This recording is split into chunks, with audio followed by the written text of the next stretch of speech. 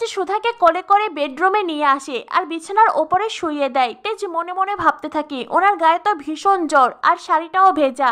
ইস, আমি এটা কি করলাম? আমি কেন সুধার কথা শুনে সুধাকে একা একা ছাদে রেখে আসলাম? দরজা যখন বন্ধ ছিল তার মানে সুধা ছাদে আটকা পড়েছিলেন।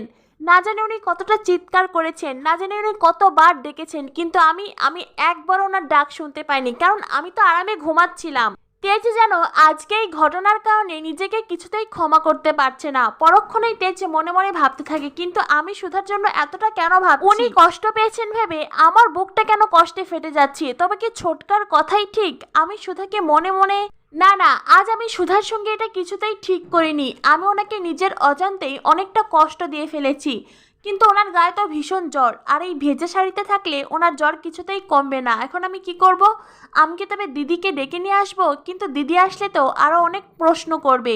সুধা কেন ছাদে ছিল, আমি কেন ঘরে ছিলাম, অনেক প্রশ্ন। না না, তাহলে আমি কি করব? আমার কি করা উচিত? এরপরেই তেজ নিজেদের বিয়ের মুহূর্তের কথা ভাবতে থাকে।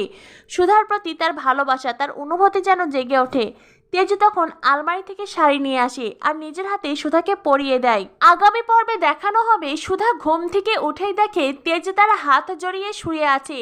তখনই সুধা মনে মনে ভাবতে থাকে, আমি তো কাল এই শাড়িটা পরেছিলাম না, তবে এবার শাড়ি কে চেঞ্জ করলো? এরপরেই তেজের ঘুম ভাঙে। সুধা তেজকে বলে, আচ্ছা আমি তো কাল এই শাড়িটা পরেছিলাম না, আমার শাড়ি কে চেঞ্জ করেছে?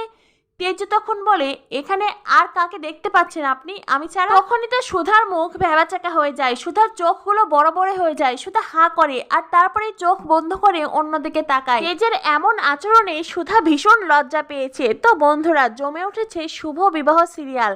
কি হতে চলেছে আগামী পর্বে? পরবর্তী আপডেট পেতে আমাদের সাথেই থাকো। ধন্যবাদ সবাইকে।